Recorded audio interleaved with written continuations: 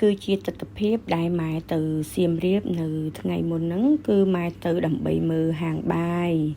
មើលកន្លែងគេងមើលគ្រប់យ៉ាងទាំងអស់ដើម្បីត្រៀមនាំសិស្សជាទីស្រឡាញ់ទៅទឹកអមេរិកណាព្រោះម៉ែទទួលបាយទទួលការអូតែដេកនៅអីចឹងហើយម្ហូបម៉ែហៅពេញតុកគឺហៅសាម្ហូបណាឆ្ងាញ់ឬមិនឆ្ងាញ់ឯម៉ែត្រូវដឹងទាំងអស់ហើយអូតែគឺស្អាតតែម្ដងដើម្បីត្រៀមទទួលអ្នកទាំងអស់គ្នាហើយម៉ែក៏នាំទាំងអស់គ្នាទៅ3កន្លែងមានកន្លែងតារាជយើងមានកន្លែងព្រះសិវៈហើយក៏មានទឹកអមរិតចឹងណាហើយមុននឹងម៉ែឡើងភ្នំម៉ែក៏សុំបួងសួងសិនដើម្បីឲ្យទាំងអស់គ្នាដើរលឿនដោយបរិហាចឹងណាសម្រាប់អូនណាកូនណាចង់ទៅតាមម៉ែក៏ទាំងអស់គ្នាអាចតាក់ទងលេខទូរស័ព្ទរបស់ម៉ែបាន014 22 6399ដើម្បីចងធัวម្នាក់$399នៅក្នុងការធ្វើដំណើរគេញ៉ាំមួយយប់គឺម៉ែអ្នកចាយឲ្យនៅក្នុងការញ៉ាំបាយនៅក្នុងការគេងអូតែអញ្ចឹងម៉ែរៀបចំឲ្យហើយម៉ែក៏ជួយឡើងភ្នំហើយទស្សនវិជ្ជាផ្លូវនៅក្នុងការយើងដើរឡើងភ្នំគឺ2គីឡូដីគឺនឿយហត់នៅក្នុងការដើរហើយបើទាំងអស់គ្នាសុខភាពមិនសូវល្អទេណែនាំថាកុំឲ្យទៅអីចាស់ពេកហ្នឹងទៅមិនកើតទេហ្នឹងអញ្ចឹងណាសម្រាប់អ្នកដែលមានមុខរបររស់ស៊ីហើយទៅអ្នកនឹងគាត់ចង់ហេងគាត់ចង់បានសើមដួងឲ្យខ្លួនឯងអញ្ចឹងណាហើយមួយទៀតគឺអ្នកណាដែលគាត់មានចង់ឡើងឋានៈបុណ្យស័ក្តិមន្ត្រីរាជការអញ្ចឹងគួរស័ក្តិសមនឹងទៅប្រុសក៏ទៅបានស្រីក៏ទៅបានគឺម៉ែទៅធ្វើពិធីឲ្យហើយនៅលើហ្នឹងគឺពួកយើងមានការចាយលុយតាមផ្លូវរហូតអញ្ចឹងម៉ែអ្នកចាយទេចឹងបើសិនជាកូនណាមានបំណងចង់លៀងសួយចង់ឲ្យខ្លួនឯងជាមនុស្សអស្ចារ្យមានបារមីឡើងបុណ្យស័ក្តិឡើងឋានៈអីនឹងអស្ចារ្យហ្នឹងកុំភ្លេចឆាតមករម៉ែនឹងនាំអ្នកទាំងអស់គ្នាទៅហើយធ្វើពិធីយ៉ាងអស្ចារ្យឲ្យទាំងអស់គ្នាហើយជឿចាំទៅពួកអីវាចាយលុយអស់$399បើអត់ជឿកុំទៅអីហើយទឹកអមរិតគឺនៅស្រុកខ្មែរមានតែកន្លែងហ្នឹងមួយគត់តែម្ដងសម្រាប់ម៉ែជឿមែនតើគឺរុងនេះ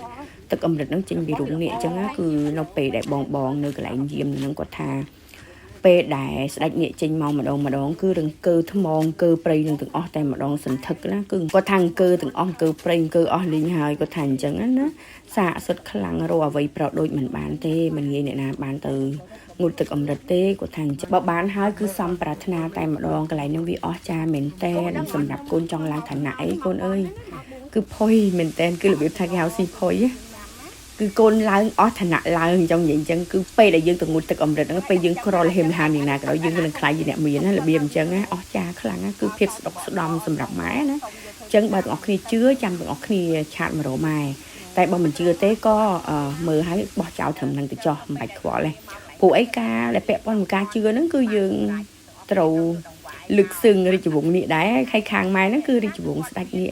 បិតារបស់ម៉ែគឺស្ដេចនៃស្ដេចនេះទាំងពួងអញ្ចឹងណាអញ្ចឹងបើទាំងអស់គ្នាជឿទាំងអស់គ្នាមកតាមម៉ែបានហើយនៅពេលដែលយើងជាបុត្រីបុត្រាស្ដេចនេះណាគឺស្ដេចនេះឲ្យសម្បត្តិឲ្យយើងច្រើនណាស្ដេចនេះអត់ចេះឲ្យអីផ្សេងពីសម្បត្តិទេស្ដេចនេះគឺគាត់ឲ្យសម្បត្តិឲ្យភាពស្ដុកស្ដំឲ្យយើងអស្ចារ្យមែនទែនសម្រាប់លើសមនុស្សទាំងពួងស្ដុកស្ដំដោយបរិហាហើយម៉ែទៅហ្នឹងម៉ែទៅបន់ទេទៅបន់ណាសុំពោគឺម៉ែដាក់ជ្រូកខ្វៃមួយ$250ជ្រូកខ្វៃមួយហ្នឹងថ្លៃជ្រូកស្រែចឹងទៅម៉ែគាត់ប្រាប់កូននេះម៉ែគឺមនុស្សអញ្ចឹងម៉ែគឺជាមនុស្សម្នាក់ដែលគឺដៃតលាយជាមួយវត្ថុស័ក្តិសិទ្ធិណាហើយទេវតាស្រឡាញ់ម៉ែគាត់ស្រឡាញ់គាត់មេត្តាយើងមែនតែនទៅដល់កន្លែងណាមេត្តាកន្លែងហើយម៉ែអុជធូបខ្យល់មកឲ្យវឺហើយផ្កាអីគេនឹងធ្លាក់មកដោយបាច់ផ្កាឲ្យយើងគឺស្រឡាញ់យើងមែនតែនពេញចិត្តយើងគ្រប់អេរិយាបថទាំងអស់តែម្ដងគាត់ស្រឡាញ់ណា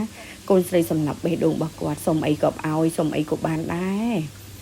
និយាយទៅម៉ែសុំអីក៏ទេវតាឲ្យម៉ែដែរម៉ែនិយាយមកអញ្ចឹងម៉ែជាមនុស្សមានសំណាងបំផុតអញ្ចឹងបើទាំងអស់គ្នាចង់មានសំណាងដូចម៉ែទាំងអស់គ្នាអាចមករកម៉ែបានណាទាំងអស់នេះគឺជាទស្សនវិជ្ជាដែលម៉ែឡើងភ្នំទៅរកទឹកអមរិតបើកផ្លូវមុនអ្នកទាំងអស់គ្នាហើយអ្នកណាចង់កុំភ្លេចឆាតមករកម៉ែដោយក្តីស្រឡាញ់បំផុតដែលជាគ្រូរបស់ទាំងអស់គ្នាដើម្បីឲ្យទាំងអស់គ្នាពឹងពាក់ម៉ែបានសាធុ